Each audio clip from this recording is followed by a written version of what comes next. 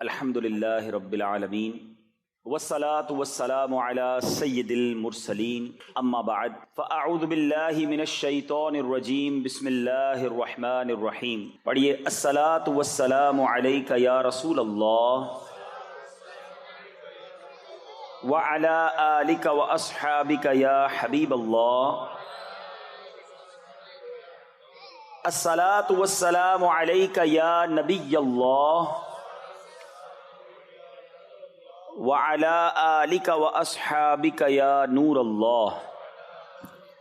میٹھے میٹھے اسلامی بھائیوں اور مدنی چینل کے ناظرین، پیارے آقا مدینے والے مصطفیٰ صلی اللہ تعالی علیہ وسلم کا فرمان عظمت نشان ہے. کیا خوبصورت انعام ہے، کیا پیارا اعلان ہے کہ نبی پاک فرماتے، جس کا مضمون ہے کہ بے شک بروز قیامت تم میں سے میرے سب سے زیادہ نزدیک وہ ہوگا، most closest on the day of judgment. نبی پاک علیہ الصلوۃ والسلام سے وہ کون ہوگا؟ سرور کائنات علیہ الصلوۃ والسلام فرماتے ہیں جو مجھ پر سب سے زیادہ درود پاک پڑھنے والا ہوگا. یعنی درود پاک آپ جتنا پڑھتے ہیں نبی پاک سے قیامت کے دن گویا اتنا قریب ہو جاتے ہیں. تو قیامت کا دن تو مشکلوں کا، پریشانیوں کا، ڈیفیکلٹی کا ڈے ہوگا، لیکن جو اس دن کونین کے والی، شافع روز محشر، intercessor of the day of judgement کے قریب ہو جائے گا، کلوز ہو جائے گا، تو اس کے لیے تو کام آسان ہو جائیں گے نا. تو میں بھی نیت کروں اور آپ بھی نیت کریں کہ انشاءاللہ چلتے پھرتے اٹھتے بیٹھتے کثرت کے ساتھ درود پاک پڑھیں گے. اللہ پاک مجھے بھی اور آپ کو بھی کثرت سے درود پاک پڑھنے کی توفیق عطا فرمائے. آئیے مل کر محبت کے ساتھ درود پاک پڑھ لیں. صلو علی الحبیب صلی اللہ تعالی علی محمد صلی اللہ علیہ وسلم. سو مچ بلیسڈ منتھ، بہت ہی زیادہ مبارک مہینہ ہمارے درمیان ہے. Allah's noble Rasul sallallahu alayhi wa sallam stated as regards to the holy month of Sha'ban, Sha'ban is my month and Ramadan is the month of Allah Azza wa Jal. نبی پاک فرماتے ہیں کہ شعبان میرا مہینہ ہے اور رمضان اللہ کا مہینہ ہے. تو اس سے زیادہ ایک عاشق رسول کے لیے اس مہینے کی اور کیا سگنیفیکنس ہوگی اور کیا اس کی خوبصورتی بیان کی جائے کہ رب العالمین کے حبیب صلی اللہ علیہ وسلم خود فرما رہے ہیں کہ شعبان میرا مہینہ ہے. عاشق رسول کے لیے تو یہی کافی ہے اس مہینے سے محبت کرنے کے لیے کہ جس نبی سے محبت ہے، جو پیارے آقا ہمارے بیلوڈ ہیں، ان کا پیارا مہینہ، ان کا مہینہ جو ہے وہ شعبان کا مہینہ ہے. سیدی غوث اعظم رضی اللہ تعالیٰ عنہ شعبان کے ان 5 حروف کے بارے میں کیا خوب فرماتے ہیں کہ شین سے مراد شرف یعنی بزرگی کے ہیں، عین فار علو، عین کے معنی بلندی کے ہیں، اینڈ با فار بر یعنی کائنڈنس اینڈ بینیولنس، یعنی با سے مراد بھلائی ہے، بر ہے، نیکی ہے. الف فار الفت افیکشن، الف سے مراد محبت ہے.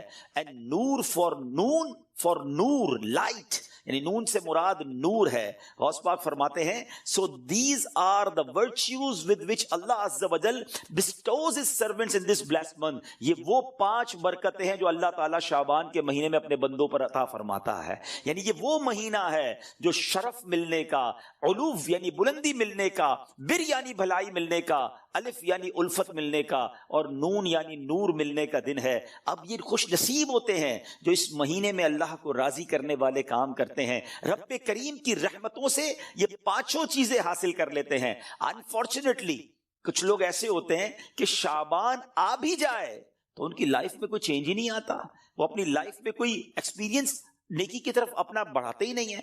غور کیجئے میٹھے اسلامی بھائیوں کہ آج ہماری زندگی میں کیا چینج آیا ہے. سرکار علیہ الصلوۃ والسلام کے جو ڈیوٹیز تھے، جو صحابہ کرام تھے، وہ کیا کرتے تھے کہ جب رجب کا مہینہ آتا وہ عبادتوں کی طرف رجوع لاتے اور ساتھ ساتھ کیا کرتے، اپنے معاملات کو سمیٹنا شروع کرتے. شعبان کا مہینہ آتا تو کاروباری لوگ اپنا لینا دینا کر لیتے، حکمران کیا کرتے، اپنا جناب سارا معاملہ جو ہے وہ عدالت پر سیٹل ڈاؤن کر لیتے، اور اس کے بعد رمضان آتے ہی وضو کر کے اعتکاف میں بیٹھ جاتے. Actually the month of Shaban is the preparation of Ramadan. لیکن بہت سارے لوگوں کو تو کچھ اس کا احساس ہی نہیں ہے.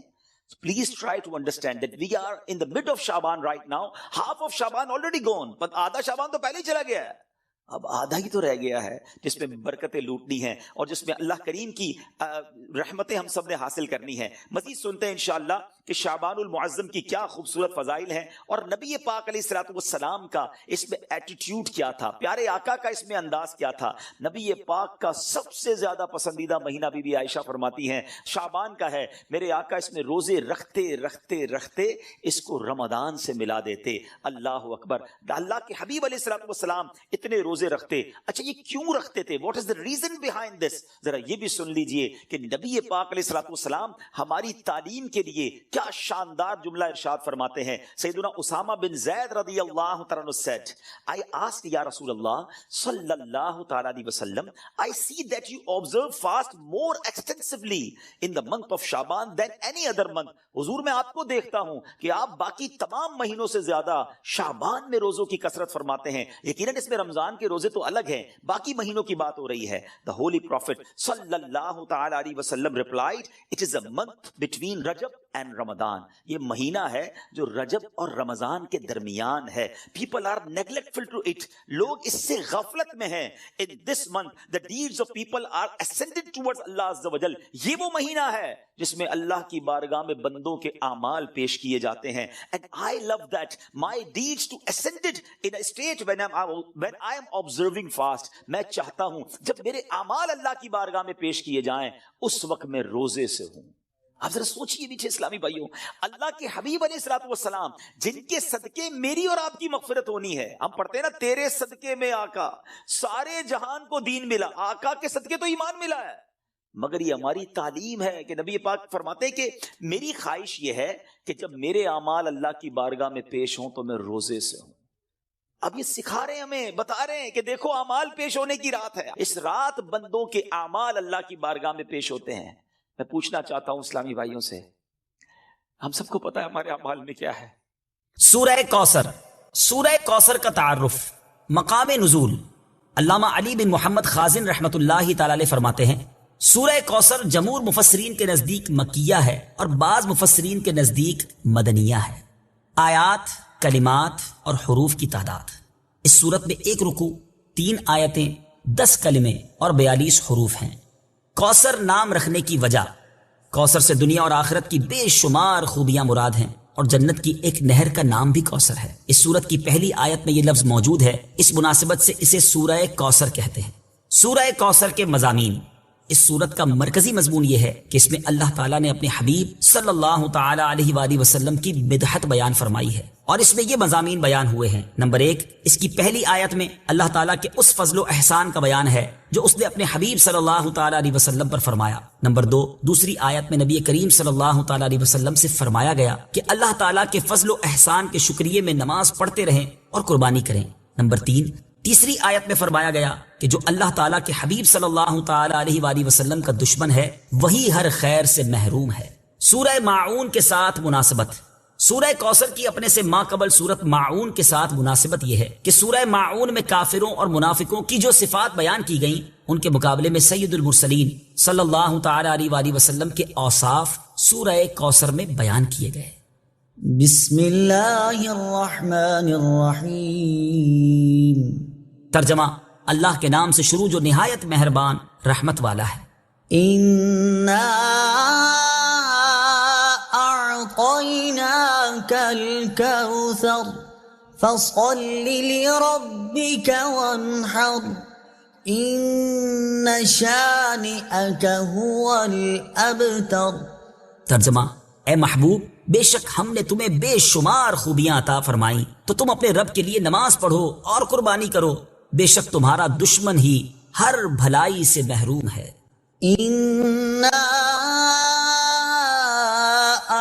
أعطيناك الكوثر. اے محبوب بے شک ہم نے تمہیں بے شمار خوبیاں عطا فرمائیں.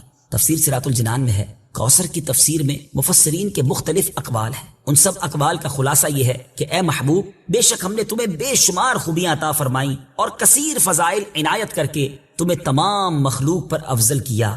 آپ کو حسن ظاہر بھی دیا, حسن باطن بھی عطا کیا, نسب عالی بھی, نبوت بھی, کتاب بھی, حکمت بھی. علم بھی، شفاعت بھی، حوض کوثر بھی، مقام محمود بھی، امت کی کثرت بھی، دین کے دشمنوں پر غلبہ بھی، فتوحات کی کثرت بھی، اور بے شمار نعمتیں اور فضیلتیں عطا کی جن کی انتہا نہیں۔ آیت إنا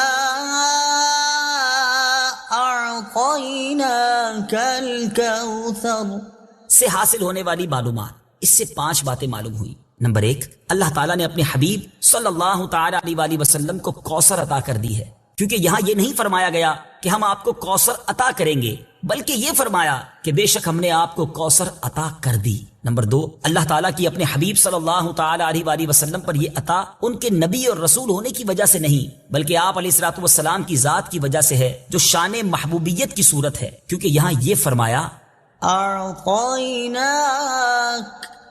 ہم نے آپ کو عطا فرمائی، یہ نہیں فرمایا کہ اعطینا الرسول یا اعطینا النبی۔ نمبر 3، تاجدار رسالت صلی اللہ تعالی علیہ وآلہ وسلم پر یہ عطا کسی عبادت اور ریاضت کی وجہ سے نہیں ہے، بلکہ ان پر یہ عطا اللہ تعالیٰ کے عظیم فضل اور احسان کی وجہ سے ہے، کیونکہ یہاں عطا کا ذکر پہلے ہوا اور عبادت کا ذکر بعد میں ہوا۔ نمبر 4، اللہ تعالیٰ نے آپ کو کوثر کا مالک بنا دیا ہے، تو آپ جسے چاہیں جو چاہیں عطا کر سکتے ہیں۔ نمبر 5، سید المرسلین صلی اللہ تعالی علیہ وآلہ وسلم کی مدحت خود رب تعالیٰ فرماتا ہے۔ اعلیٰ حضرت امام احمد رضا خان علیہ الرحمت الرحمان فرماتے ہیں، انا اعطیناک الکوثر، ساری کثرت پاتے یہ ہیں، ٹھنڈا ٹھنڈا، میٹھا میٹھا، پیتے ہم ہیں، پلاتے یہ ہیں۔ اور ایک اور جگہ فرماتے ہیں نا، اے رضا خود صاحب قرآن ہے، مداح ہے حضور، تجھ سے کب ممکن ہے پھر مدحت رسول اللہ کی۔ فصل لربك وانحر، تو تم اپنے رب کے لیے نماز پڑھو اور قربانی کرو۔ تفسیر صراط الجنان میں ہے، یعنی اے حبیب صلی اللہ تعالی علیہ وآلہ وسلم، اللہ تعالیٰ نے آپ کو دونوں جہاں کی بے شمار بھلائیاں عطا کی ہیں، اور آپ کو وہ خاص رتبہ عطا کیا ہے جو آپ کے علاوہ کسی اور کو عطا نہیں کیا۔ تو آپ اپنے اس رب عز و جل کے لیے نماز پڑھتے رہیں جس نے آپ صلی اللہ تعالی علیہ وآلہ وسلم کو کوثر عطا کر کے عزت و شرافت دی، تاکہ بتوں کے پجاری ذلیل ہوں اور بتوں کے نام پر ذبح کرنے والوں کی مخالفت کرتے ہوئے اپنے رب عز و جل کے لیے اور اس کے نام پر قربانی کرے۔ اس آیت کی تفسیر میں ایک قول یہ بھی ہے کہ نماز سے نماز عید مراد ہے۔ إن شانئك هو الأبتر، بے شک تمہارا دشمن ہی ہر بھلائی سے محروم ہے۔ تفسیر صراط الجنان میں ہے۔ شان نزول، جب سید المرسلین صلی اللہ تعالی علیہ وآلہ وسلم کے فرزند حضرت قاسم کا وصال ہوا تو کفار نے آپ کو ابتر یعنی نسل ختم ہو جانے والا کہا، اور یہ کہا کہ اب ان کی نسل نہیں رہی، ان کے بعد اب ان کا ذکر بھی نہ رہے گا اور یہ سب چرچا ختم ہو جائے گا۔ اس پر یہ سورہ کریمہ نازل ہوئی اور اللہ تعالیٰ نے ان کفار کا بالغ رد فرمایا، اور اس آیت میں ارشاد فرمایا کہ اے حبیب صلی اللہ تعالی علیہ وآلہ وسلم، بے شک تمہارا دشمن ہی ہر بھلائی سے محروم ہے، نہ کہ آپ، کیونکہ آپ کا سلسلہ قیامت تک جاری رہے گا، آپ کی اولاد میں بھی کثرت ہوگی اور آپ کی پیروی کرنے والوں سے دنیا بھر جائے گی، آپ کا ذکر ممبروں پر بلند ہوگا، قیامت تک پیدا ہونے والے عالم اور واعظ اللہ تعالیٰ کے ذکر کے ساتھ آپ کا ذکر کرتے رہیں گے، اور آخرت میں آپ کے لیے وہ کچھ ہے جس کا کوئی وصف بیان ہی نہیں کر سکتا۔ تو جس کی یہ شان ہے وہ ابتر کہاں ہوا، بے نام و نشان اور ہر بھلائی سے محروم تو آپ کے دشمن ہیں۔ اعلیٰ حضرت امام احمد رضا خان رحمت اللہ تعالی علیہ اس صورت کی تفسیر بیان کرتے ہوئے فرماتے ہیں، عاص بن وائل شقی نے جو صاحبزادہ سید المرسلین صلی اللہ تعالی علیہ وآلہ وسلم کے انتقال پرملال پر حضور کو ابتر یعنی نسل بریدہ کہا، حق تعالی نے فرمایا إنا أعطيناك الكوثر، بے شک ہم نے تمہیں خیر کثیر عطا فرمائی کہ اولاد سے نام چلنے کو تمہاری رفعت ذکر سے کیا نسبت، کروڑوں صاحب اولاد گزرے جن کا نام تک کوئی نہیں جانتا، اور تمہاری ثنا کا ڈنکا تو قیامت تک اکناف عالم اور اطراف جہاں میں بجے گا، اور تمہارے نام نامی کا خطبہ ہمیشہ ہمیشہ اطباق فلک آفاق زمین میں پڑھا جائے گا۔ پھر اولاد بھی تمہیں وہ نفیس و طیب عطا ہوگی جن کی بقا سے بقائے عالم مربوط رہے گی۔ اس کے سوا تمام مسلمان تمہارے بال بچے ہیں، اور تم سب مہربان ان کے لیے کوئی نہیں، بلکہ حقیقت کار کو نظر کیجئے تو تمام عالم تمہاری اولاد مانوی ہے کہ تم نہ ہوتے تو کچھ بھی نہ ہوتا، اور تمہارے ہی نور سے سب کی آفرینش ہوئی۔ اسی لیے جب ابو البشر آدم تمہیں یاد کرتے تو یوں کہتے، یا ابنی صورتن و ابایا معنن، اے اے ظاہر میں میرے بیٹے اور حقیقت میں میرے باپ، پھر آخرت میں جو تمہیں ملنا ہے اس کا حال تو خدا ہی جانے۔ جب اس کی یہ عنایت بے غایت تم پر مبذول ہو تو تم ان اشقیاء کی زبان درازی پر کیوں ملول ہو؟ بلکہ فصل لربك وانحر، رب کے شکرانے میں اس کے لیے نماز پڑھو اور قربانی کرو۔ ان شانئك هو الابتر، جو تمہارا دشمن ہے وہی نسل بریدہ ہے کہ جن بیٹوں پر اسے ناز ہے، یعنی عمرو و حشام رضی اللہ تعالی عنہما، وہی اس کے دشمن ہو جائیں گے اور تمہارے دین حق میں آ کر بوجہ اختلاف دین اس کی نسل سے جدا ہو کر تمہارے دینی بیٹوں میں شمار کیے جائیں گے۔ پھر آدمی بے نسل ہوتا تو یہی صحیح کے نام نہ چلتا، اس سے نام بد کا باقی رہنا 1000 درجے بدتر ہے۔ تمہارے دشمن کا ناپاک نام ہمیشہ بدی و نفرین کے ساتھ لیا جائے گا اور روز قیامت ان گستاخیوں کی پوری سزا پائے گا، والعیاذ باللہ تعالی۔ اس سے معلوم ہوا کہ حضور پر نور صلی اللہ تعالی علیہ وآلہ وسلم کا اللہ تعالیٰ کی بارگاہ میں مقام اتنا بلند ہے کہ ان کے گستاخ کو اس کی گستاخی کا جواب خود رب تعالیٰ دیتا ہے۔ توبہ کر لیجئے، چھوڑ دیجئے ان بری عادتوں کو، ڈرگز کو چھوڑ دیجئے please. my dear viewers, my youngster brothers، western world میں بدقسمتی سے جب سنتے ہیں تو دل جلتا ہے کہ مسلمان کہلانے والے بڑی تعداد میں ڈرگز کا یوزیج کر رہے ہیں۔ کدھر جائیں گے ہم؟ ان ڈرگز کو، اس نشے کی عادت کو خدا نہ چھوڑ دیجئے۔ وہ رحیم، وہ کریم جو شب برات کروڑوں کو بخش رہا ہے، شرابی نہیں بخشا جائے گا۔ پلیز توبہ کر لیجئے۔ مسلمان کا کیا کام شراب سے، اس کا کیا کام نشے سے؟ آپ ایک بار اور یاد رکھیں، جو نشہ کرنے والے ہیں نا، جو ڈرگز یوز کرتے ہیں، ٹرائی ٹو انڈرسٹینڈ، جس اسٹیٹ میں، جس عالم میں روایتوں میں مضمون ملتا ہے کسی کا انتقال ہوگا نا، وہ اسی عالم میں قیامت کے دن اٹھایا جائے گا۔ کبھی سوچا آپ نے؟ اگر نشہ کیا، ڈرگز یوز کی، وائن پینے والے جو نشے میں گھومتے رہتے ہیں، جھومتے رہتے ہیں، اگر اسی حالت میں انتقال ہو گیا تھا، آج رات تو یہ لکھا جائے گا نا کہ اگلے اس سال میں کس کا انتقال ہونا ہے، کیا پتا ہمارا وقت قریب آ گیا ہو۔ اور اگر نشے میں مر گئے تو کیا جواب دیں گے؟ اللہ کی بارگاہ میں نشے میں پیش ہوں گے؟ نہیں میرے میٹھے اسلامی بھائی، ہم تو چاہتے ہیں نا کہ میں سو جاؤں یا مصطفیٰ کہتے کہتے، کھلے آنکھ صلی اللہ کہتے کہتے۔ ہماری زبان پر تو کلمہ ہو، درود ہو، اے کاش تلاوت کرتے کرتے موت آئے، درود پڑھتے پڑھتے۔ یہ کیسے ہوگا جب آپ ان چیزوں کے عادی بنیں گے نا؟ جو شراب کا عادی ہو تو اس کا بہت زیادہ چانس ہے کہ وہ نشے میں مر جائے گا۔ تو خدا را اس سے آج رات توبہ کر لے، اللہ بڑا کریم ہے، ابھی رات کمپلیٹ نہیں ہوئی ہے، صبح تک یہ رحمت جاری ہے۔ معافی مانگ لیجئے، سجدے میں سر جھکائیے۔ ماں باپ کو اگر ستایا ہے، if your parents are not happy with you، please ان کے پاس جائیے اور معافی مانگیے، ان سے ان کے پیر پکڑ لیجئے۔ ماں باپ راضی تو رب راضی، ماں باپ ناراض تو رب ناراض، ان کو ناراض نہ کرو۔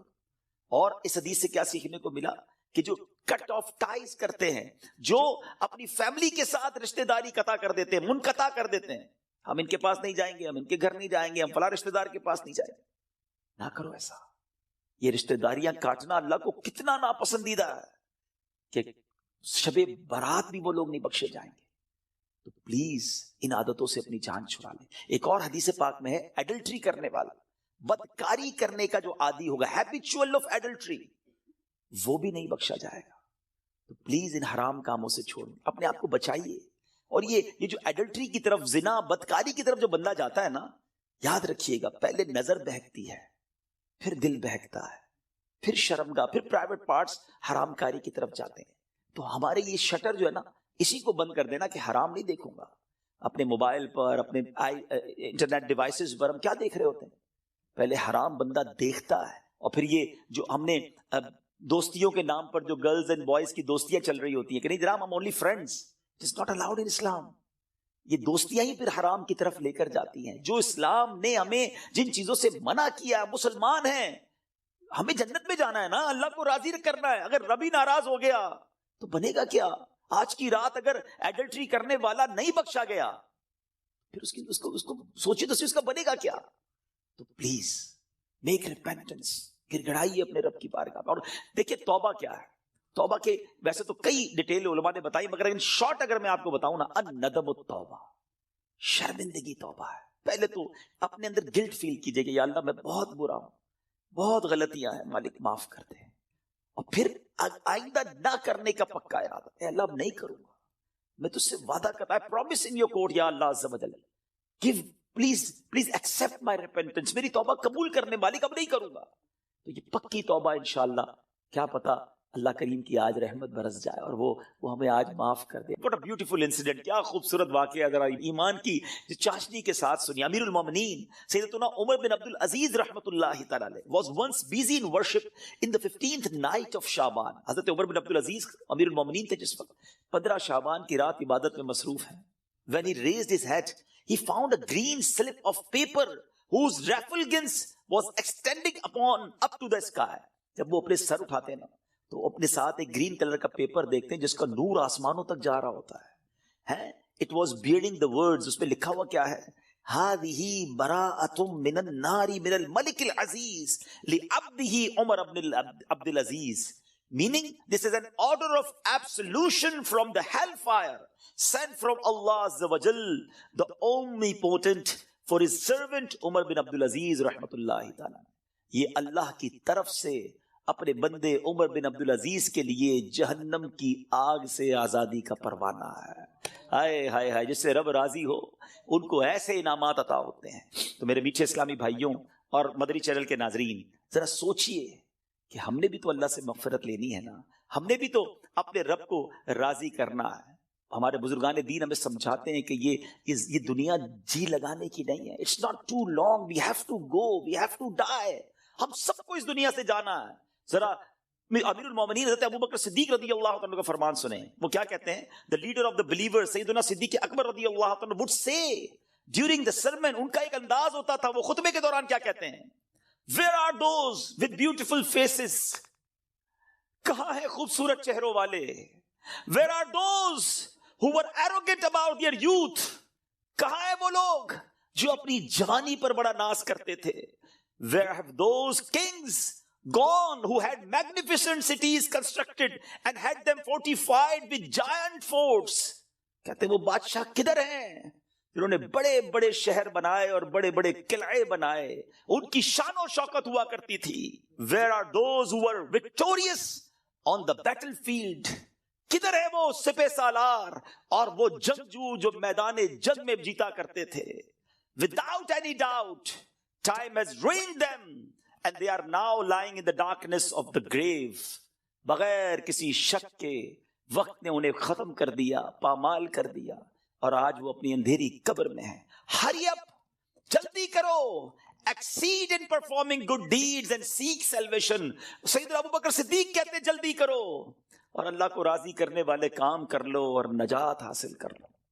کاش یہ باتیں ہمارے دل میں گھر کر جائے. بندہ کہتا ہے یار ابھی تو ایک گھر ہے، 2 بنانے ہیں، ابھی تو چھوٹا ہے بڑا بنانا ہے، ابھی تو یورپ میں ہے پاکستان میں بھی گھر بنانا ہے، ابھی تو چھوٹا بزنس ہے بڑا کرنا ہے، 5 ایئرز بعد یہ ٹارگٹ ہے، 10 ایئرز بعد یہ ٹارگٹ ہے، 20 ایئرز بعد یہ ٹارگٹ ہے، اتنے پاسپورٹ لینے ہیں، یہ جناب ویزے لینے ہیں. مگر پتہ بھی نہیں چلتا اور بندہ کیسے دنیا سے چلا جاتا ہے. آئیے میں آپ کو ایک اور واقعہ سناؤں. سیدنا عمر بن عبد العزیز جن کو براءت کا پروانہ ملتا ہے، یہ امیر المؤمنین ہے، کس قدر نیک ہے. ایک بار ایک جنازے کے ساتھ قبرستان تشریف لے گئے. ہم بھی گئے گریو یارڈ، ہم بھی جاتے ہیں جنازے میں، ہماری کیا کیفیت ہوتی ہے. Look at the feeling of سیدنا عمر بن عبد العزیز رضی اللہ تعالیٰ عنہ when he visited graveyard. وہاں ایک قبر کے پاس بیٹھ کر غور و فکر میں ڈوب گئے. کسی نے عرض کی اے امیر المومنین آپ یہاں تنہا کیوں تشریف فرمائیں؟ فرمایا ابھی مجھے قبر نے مجھے پکار کر بلایا اور بولی اے عمر بن عبد العزیز مجھ سے کیوں نہیں پوچھتے میں اپنے اندر آنے والوں کے ساتھ کیا برتاؤ کرتی ہوں. میں نے اس قبر سے کہا مجھے ضرور بتا. وہ کہنے لگی جب کوئی میرے اندر آتا ہے تو میں اس کا کفن پھاڑ کر جسم کے ٹکڑے ٹکڑے کر ڈالتی ہوں اور اس کا گوشت کھا جاتی ہوں. کیا آپ مجھ سے یہ نہیں پوچھیں گے میں اس کے جوڑوں کے ساتھ جوائنٹس کے ساتھ کیا کرتی ہوں؟ میں نے کہا یہ بھی بتاؤ. تو کہنے لگی ہتھیلیوں کو کلائیوں سے، گھٹنے کو پنڈلی سے، پنڈلیوں کو قدموں سے جدا کر دیتی ہوں. اتنا کہہ کر حضرت عمر بن عبد العزیز ہچکیاں لے کر رونے لگے.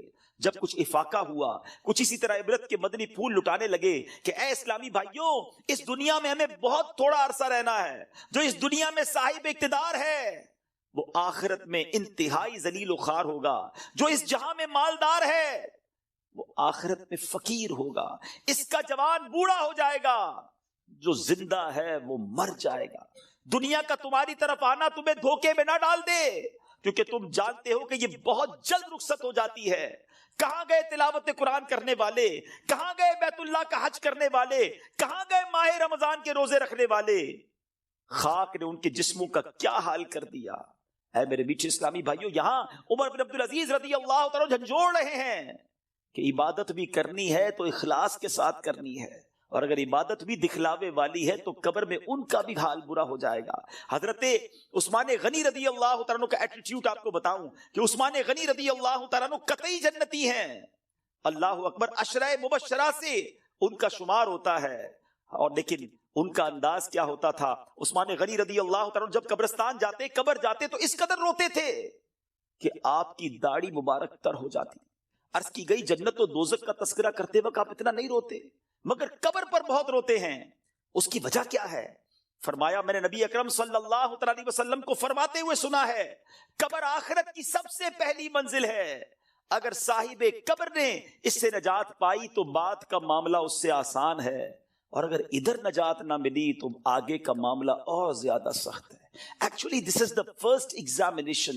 یہ پہلا امتحان ہے جو مرنے کے بعد دینا ہے. جو اس امتحان میں کامیاب ہے وہ آگے بڑھتا چلا جائے گا، اس کی سکسس کا راستہ کھل جائے گا. مگر جو اس امتحان میں ہی فیل ہو گیا وہ آگے بھی برباد رہے گا. اے میرے بیچ اسلامی بھائی، کیا ہم اس ایگزامینیشن کی تیاری کر رہے ہیں؟ ہم میں سب نے کسی نہ کسی ایگزام کو دیا نا، اسکول مدرسے کہیں نہ کہیں ایگزام دیا تھا. اس ایگزام سے پہلے ہم پر کتنا برڈن تھا، کتنا پریشر تھا. مگر آئیے ذرا اس ایگزامینیشن اور قبر کے ایگزامینیشن کا تھوڑا کمپیریزن کرتے ہیں. دنیا کے ایگزام کی ڈیٹ پہلے سے پتا ہوتی ہے، فلاں منتھ کی فلاں تاریخ کو امتحان ہوگا. That's why we prepare for that. ہم اس کے لیے تیاری کرتے ہیں. ٹھیک ہے. سیکنڈ، اس پیپر کو جب ہم دیتے ہیں اگر فیل ہو جائیں تو اس کو ریپیٹ دینے کا موقع ملتا ہے. سپلیمنٹری پیپرز ہوتے ہیں، یا زیادہ سے زیادہ یہ ہوتا ہے کہ بھائی ایک سال آپ کا فیل ہو گیا، آپ دوبارہ اس کلاس میں پڑھیں گے. دیٹس اٹ، اور تو کچھ نہیں ہوتا. تیسرا، اس ایگزامینیشن کا جو ریزلٹ ہے وہ فیو منتھس کے بعد یا فیو ڈیز کے بعد اناؤنس ہوتا ہے. ٹھیک ہے. یہ تین چیزیں ذہن میں رکھیے گا. وی نو دا ڈیٹ آف ایگزامینیشن، ہمیں پہلے سے پتا ہے. ایگزامینیشن کا لاس کیا ہے اگر اس میں فیل ہو گئے؟ ایک سال پڑھائی دوبارہ کرنی پڑے گی، یا زیادہ سے زیادہ اور کیا پنشمنٹ ملے گی. اور تھرڈ، اس کو دوبارہ ریپیٹ کا موقع ملتا ہے. اور تیسرے نمبر پر یہ ہے کہ اس کے رزلٹ میں کچھ ٹائم لگتا ہے. قبر کا امتحان یہ کیسا امتحان ہے، کبھی سوچا آپ نے؟ دیر از نو سپلیمنٹری پیپر، دوسرا چانس نہیں ہے. ادھر ایک سال پیچھے رہ جائیں گے، ادھر قیامت تک قبر میں مار پڑتی رہے گی. قیامت تک اللہ ناراض ہو گیا تو جہنم کی کھڑکی کھلی رہے گی، سانپ اور بچھو آ جائیں گے. کون بیئر کر سکتا ہے اللہ کی پنشمنٹ کو؟ کون اس سزا کو برداشت کر سکتا ہے؟ ایسے نہیں روتے تھے. حضرت عثمان غنی بالکل کریکٹ فرمایا انہوں نے کہ یہی پہلی منزل ہے، اور we have to clear this exam. کسی صورت میں نے اور آپ نے اس امتحان کو پاس کرنا ہے. ادھر فیل ہو گئے تو مارے جائیں گے، اور پھر اس کے بعد اس کا رزلٹ دیر سے اناؤنس نہیں ہوتا. ادھر جواب دینا ہے، صحیح جواب دیا تو جنت کی رحمتیں ہیں، تا حد نگاہ قبر وسیع ہے. اور ادھر رانگ آنسر دیا، ادھر جناب جہنم کا عذاب شروع ہو جائے گا، جہنم کی کھڑکی کھل جائے گی. اور پھر جو سب سے زیادہ کروشل بات ہے، سب سے زیادہ ڈرنے والی بات ہے، we don't know the date of that examination. ہمیں پتہ ہی نہیں ہے وہ امتحان کب دینا ہے. وہ آج بھی ہو سکتا ہے. جی ہاں، ہم میں سے ہو سکتا ہے کہ کل رات کوئی اپنے گھر میں نہ سوئے، قبرستان میں ہو. ہمیں یہ پتہ ہی نہیں ہے کب امتحان ہوگا. تو جب ہمیں پتہ نہیں ہے تو it means we have to prepare daily. ہمیں روز یہ طے کر کے سونا ہے یا زندگی گزارنی کہ آج اگر امتحان دینا ہے تو میں تیار ہوں، میں اس امتحان کے لیے تیار ہوں. I have a question of all of you. میں اب آپ سب سے ایک سوال کرنا چاہتا ہوں. اپنے آپ سے ایک سوال کرتے ہیں ناظرین. میں اپنے آپ سے بھی کروں اور آپ سے بھی پوچھتا ہوں. اگر آج مر گیا، مر تو سکتا ہوں نا، یہ تو پاسبل ہے نا. آج مر گیا، کیا میں تیار ہوں قبر کے امتحان کے لیے؟ میں جواب دے پاؤں گا کہ اللہ راضی ہے مجھ سے؟ کیا ایسی زندگی گزارنی ہے کہ مار نہیں پڑے گی؟ تو پھر تو ٹھیک ہے. If the answer is yes, then it's okay. اور اگر آنسر یہ نہیں آ رہا دل سے کہ نہیں ابھی تو بہت گناہ ہے، بڑی خطائیں ہیں، توبہ کرنی ہے، اچھا بننا ہے، نمازیں بھی کئیوں کی قضا ہو رہی ہیں، حرام روزی بھی چل رہی ہے، حرام چیزوں کو دیکھ بھی رہا ہے، حرام سن بھی رہا ہے، جھوٹ بھی زبان سے گیا نہیں ہے، غیبتیں بھی جاری ہیں، ماں باپ الگ پریشان ہیں، فیملی الگ ٹینشن میں ہے، روزی حرام بھی چل رہی ہے، ابھی نہیں مرنا بھائی، ابھی تو توبہ کرنی ہے۔ تو پھر بتاؤ نا کب توبہ کرو گے، کب قبر کی تیاری کرو گے؟ ابھی تو سنا کہ یہ اچانک موت کا ہوگا شکار، پتہ بھی نہیں چلتا۔ روز صبح کئی لوگ گھر سے نکلتے ہیں اور کہہ کر جاتے ہیں کہ میں جب ایوننگ میں واپس آؤں گا نا تو یہ والا کھانا بنا کے رکھنا، یہ والے میرے کلوتھس استری کر کے ذرا ریڈی کر کے رکھنا، have to go with my friends. بندہ واپس نہیں آتا، لاش واپس آتی ہے۔ ایسا ہوتا ہے نا، ہمارے ساتھ بھی ایسا ہی ہوگا، پتہ ہی نہیں ہوگا، اور لوگ کہیں گے یار ہمارے ساتھ ہی تو تھے آج، ارے صبح ملاقات ہوئی تھی، کل تو کھانا ساتھ کھایا تھا، اس کا انتقال ہو گیا۔ آج آپ کہتے ہیں نا کسی کے بارے میں، ایسی ہمارے بارے میں کوئی کہے گا، تھوڑے دن تک لوگ یاد رکھیں گے، ہیں اس کے بعد ہم ہوں گے، ہماری قبر ہوگی، ہمارے اعمال ہوں گے۔ اگر چین میں ہوں گے نا تو پھر ٹھیک ہے، اگر زندگی نماز پڑھتے ہوئے گزر رہی ہے، سنتوں کے مطابق ہے، حلال روزی کما رہے ہیں، درود پڑھ رہے ہیں، تلاوت قرآن ہو رہی ہے، حرام چیزوں سے بچ رہے ہیں، نیکی کی دعوت کے کاموں میں انوالو ہیں، تو پھر تو انشاءاللہ خیر ہو جائے گی انشاءاللہ۔ پھر تو نبی پاک تشریف لائیں گے اور پھر اعلیٰ حضرت لکھتے نا قبر میں لہرائیں گے تا حشر جلوے نور کے، جلوہ فرما ہوگی جب طلعت رسول اللہ کی۔ لیکن اپنے آپ سے پوچھو، کسی اور سے نہ پوچھو۔ I know very well، ہر بندہ اپنے بارے میں جانتا ہے کہ میں کتنا برا ہوں، تجھے تو خبر ہے میں کتنا برا ہوں، تو عیبوں کو میرے چھپایا الہی۔ ہمیں سب پتا ہے اپنے بارے میں۔ تو پلیز میرے میٹھے اسلامی بھائیو، اس ایگزام کی تیاری کیجیے۔ ایگزام میں کوسچن بھی ڈکلیئر ہیں۔ اچھا، دنیا کے امتحان میں تو سوال پتہ نہیں ہوتے نا، یہ قبر کا امتحان بڑا نرالا ہے، سوال پہلے سے پتا ہے، جواب بھی پہلے سے پتا ہے، مگر جواب وہی دے سکے گا جو ایمان لے کر جائے گا اور جس سے اللہ اور اس کے رسول راضی ہوں گے۔ حالانکہ آپ نے یہ 100 بار اس جواب کو پڑھ لیا، اس دن یاد اسی کو آئے گا جب پوچھا جائے گا من ربک کا، تو وہ کہے گا ربی اللہ۔ جب پوچھا جائے گا ما دینک کا، تمہارا دین کیا ہے، وہ کہے گا دینی الاسلام۔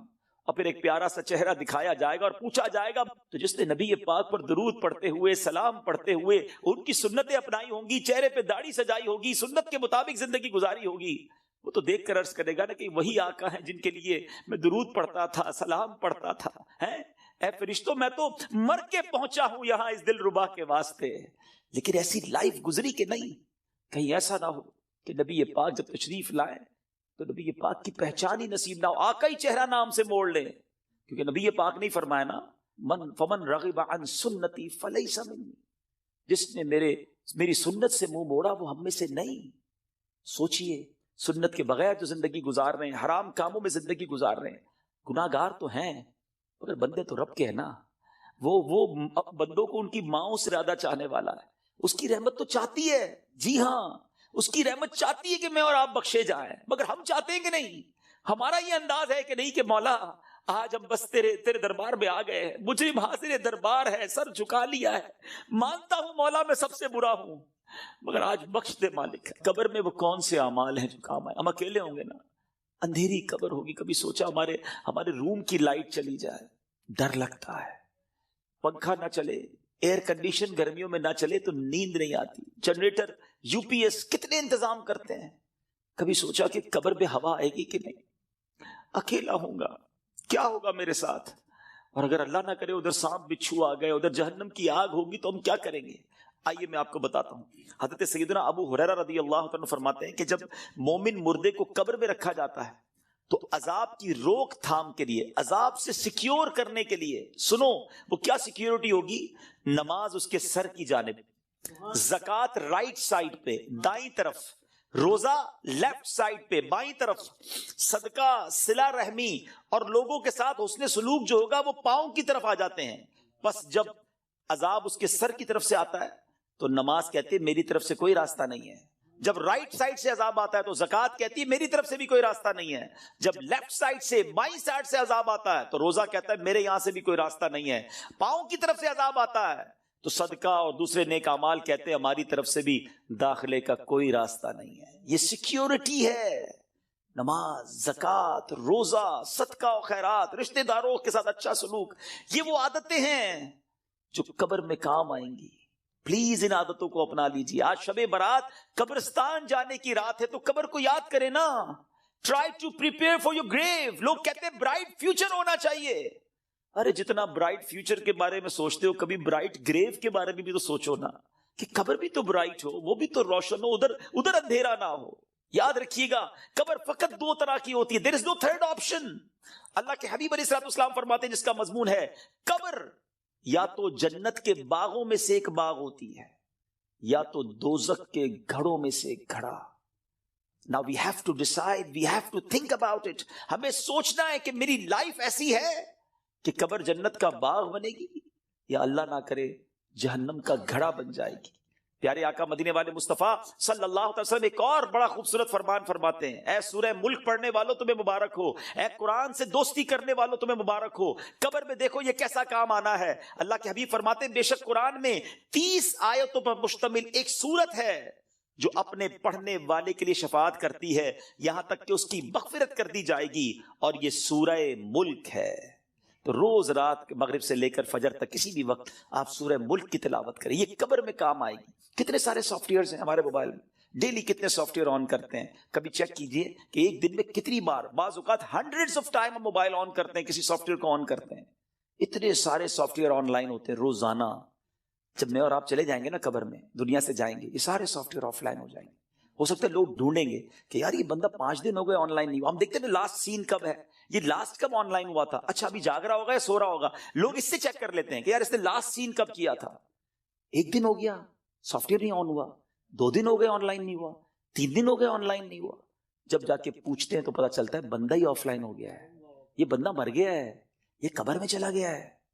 لیکن آپ نے کبھی سوچا یہ سارے سافٹ ویئر آف لائن ہو جائیں گے, جس نے قرآن تھاما ہوگا نا وہ قرآن قبر میں بھی آن لائن ہوگا. وہ قرآن قبر میں روشنی اور نور کا کام شفاعت کرے گا, روکے گا عذاب کو. تو اس کو تھام لو نا جو قبر میں بھی آن لائن رہے. اس سافٹ ویئر کو کب کھولتے ہیں ہم؟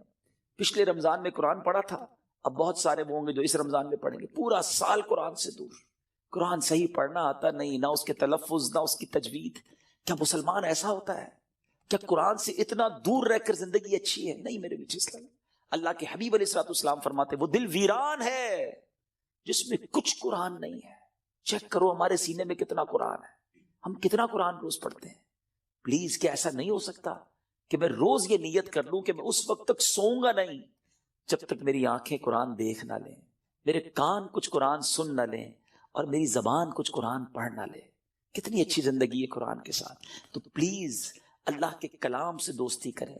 صدقہ و خیرات, یہ دن ہیں اللہ کی راہ میں خرچ کرنے کے. صحابہ کرام شعبان میں اپنی زکوٰۃ ادا کرتے تھے تاکہ رمضان میں غریب لوگ اچھے طریقے سے اپنا رمضان گزار سکے. زکوٰۃ دیں, اور پھر صدقہ خیرات زکوٰۃ, سبحان اللہ, یہ اتنا اللہ کو پسند ہے کہ اللہ کریم نے قرآن مجید فرقان حمید میں جو کامیاب لوگوں کے اوصاف بیان کیے نا, ویسے میں آپ کو ہنٹ دے دیتا ہوں, قرآن کی بات کی ہے نا, آپ سورہ مومنون 18 پارے کی سٹارٹ کی جو سورت ہے نا, سٹارٹ ہی اسی سے ہوتا ہے. 11 آیتیں, 11 آیات. پلیز مسٹ ریڈ دوز آیات, ضرور پڑھیں ان آیاتوں کو, اس کا ترجمہ اور تفسیر پڑھیں. لوگ کہتے ہیں یار فلاں سکسیسفل ہے, فلاں کامیاب ہے, پیسے والا کامیاب ہے, جناب اتنا بڑا کاروبار ہے یہ کامیاب ہے, فلاں ملک کا پاسپورٹ ہے وہ کامیاب ہے. نہیں جناب, جو عہدے دار ہے, جس کے پاس کوئی اقتدار ہے وہ کامیاب ہے. کون فیصلہ کرے گا ہوئی سکسیسفل؟ جس نے کائنات بنائی, جس نے مجھے بنایا, جس نے آپ کو بنایا, وہ رب فرماتا ہے قد افلح المؤمنون. یہ 18واں پارہ شروع یہیں سے ہوتا ہے کہ بے شک ایمان والے کامیاب ہو گئے. ہائے ہائے. اور پھر اس کے بعد ان ایمان والوں کے اوصاف, کون سے ایمان والے ہیں, ان کے اندر اسپیشلٹی کیا ہے, اللہ نے ان 10 آیتوں میں بیان بھی فرما دیا. اور جو آخری 11ویں آیت ہے نا, اس میں تو انعام بھی بتا دیا کہ ان کو ملے گا کیا, ان ایمان والوں کو ملنا کیا ہے. ضرور پڑھیے گا, ایمان تازہ ہو جائے گا. مگر میں چونکہ صدقہ اور خیرات کی بات ہو رہی ہے, زکوٰۃ دینے والی بات ہو رہی ہے, تو شروع کی 3-4 آیتیں سناتا ہوں آپ کو. اللہ قرآن میں فرماتا ہے بسم اللہ الرحمن الرحیم قد افلح المؤمنون الذین هم فی صلاتهم خاشعون والذین هم عن اللغو معرضون والذین هم للزکاة فاعلون.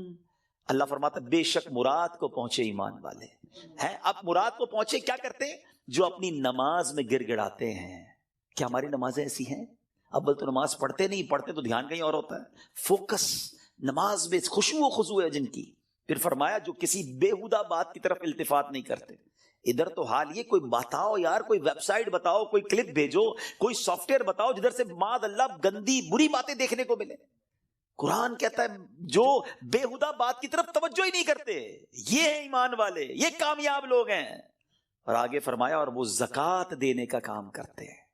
خوش نصیب ہے وہ لوگ جو زکوٰۃ دیتے ہیں. یہ دن آئے ہیں اپنی زکوٰۃ کا پراپر حساب کریں، اللہ کی راہ میں دل کھول کر خرچ کریں. اور یہ میں ایک اور بات بتا دوں، جب بھی عبادت کریں نا وہ خوش دلی کے ساتھ کریں، وارم ویلکم کریں عبادت کو، برڈن فیل نہ کریں.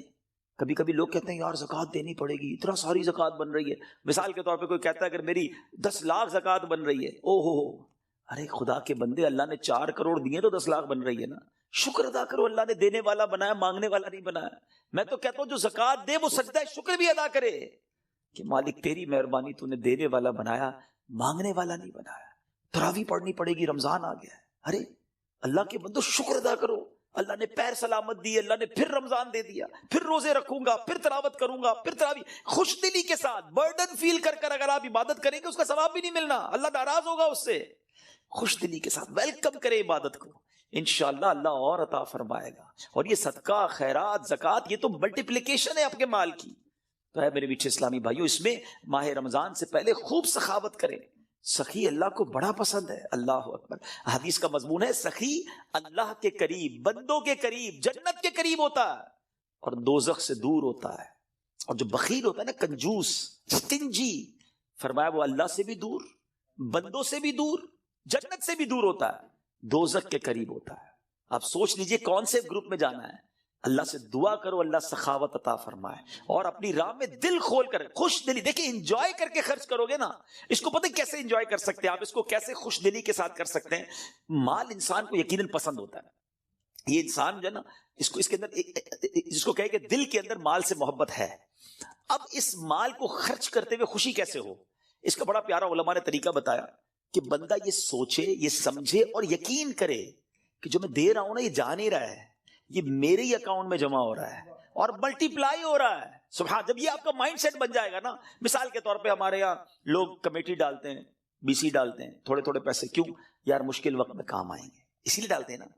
تو یہ واقعی وہ پیسے ہیں جو مشکل وقت میں کام آئیں گے. اور یہ وہ مشکل وقت ہوگا جب کوئی مدد نہیں کر سکے گا. Nobody help us on the day of judgment. کیوں کہ وہاں تو آپ نے سنا ہے نا، ماں بھی جواب نہیں دے گی، والد بھی جواب نہیں دے گا، والد کو بیٹا جواب نہیں دے گا. تو یہ وہ میرے پیسے ہوں گے جو مجھے اس وقت ملیں گے اور ملٹی پلائی ہو کر ملیں گے. یہ میں نہیں کہہ رہا، اللہ کریم فرماتا ہے، حدیث قدسی میں ہے جس کا مضمون ہے اے ابن آدم اپنا مال میرے پاس جمع کرا دے. اللہ کا فرمان سنے، میرے پاس جمع کرا دے، نہ جلے گا، نہ ڈوبے گا، نہ کم ہوگا، نہ چوری ہوگا. میں تجھے اس دن لوٹاؤں گا جس دن تجھے ایک ایک نیکی کی ضرورت ہوگی. اب بتاؤ خرچ کرتے وقت مزہ کیوں نہ ہے؟ اگر یہ ذہن بن جائے کہ یار میں جمع کرا رہا ہوں، قیامت کے دن ملٹی پلائی ہو کے ملے گا، جب میں پھنسا ہوا ہوں گا زیادہ ملے گا، تو بندہ کہ اور ڈال دو یار، تھوڑے اور لے جاؤ بھائی. تو آپ انجوائے کریں اللہ کی راہ میں خرچ کرنے کے لیے. کسی غریب کو، کسی مسجد میں، کسی فقیر، جو رشتہ دار غریب فقراء ہیں بانٹیں. اور سوچے نا، میں آج کی مثال دیتا ہوں. میں آج ایک جگہ بیٹھا تھا، زکوٰۃ سیمینار تھا میرا، وہاں بیان تھا، تو وہاں کچھ بزنس کمیونٹی کے لوگ بیٹھے تھے، آپس میں بات ہو رہی تھی کہ یار مجھ سے وہ لینے آئے تو میں تو دے چکا تھا، زکوٰۃ تو دے دی تھی. تو میں نے کہا آپ کو اور دینا چاہیے. کہا یار پوری تو دے دی تھی. میں نے کہا اللہ نے دینا روک لیا ہے. خاموش ہو گئے. میں نے کہا میں آپ کو حدیث سناتا ہوں، میں نہیں کہہ رہا، اللہ کے حبیب علیہ السلام فرماتے جس کا مضمون ہے گن گن کر خرچ نہ کرو ورنہ وہ رب کریم بھی تمہیں گن گن کر عطا فرمائے گا. یہ روک لیتے ہیں نا جو بھائی ہم نے دے دیا جتنا دینا تھا، ارے دیتے رہو. وہ جب دیے جا رہا ہے آپ جانے والا راستہ بھی کھلا رکھو، وہ اور عطا فرمائے گا. یہ ملٹی پلائی ہے، یہ وہ ایسا سرکولیشن ہے جو آپ کا بڑھتا ہی رہے گا. These are the days for generosity. یہ دن ہے اللہ کی راہ میں خرچ کرنے کے، نیکی کے کام میں خرچ کیجیے. آپ نے سنا تو صحیح کہ صدقہ پیر کی طرف آ کے کھڑا ہو جائے گا، عذاب سے بچائے گا. نماز سر کی طرف آ کے کھڑی ہو جائے گی. جناب روزہ، اب یہ ساری وہ نیکیاں ہیں، زکوٰۃ، یہ بچائیں گی آپ کو. اللہ مجھے اور آپ کو یہ نیکیاں کرنے کی توفیق عطا فرمائے.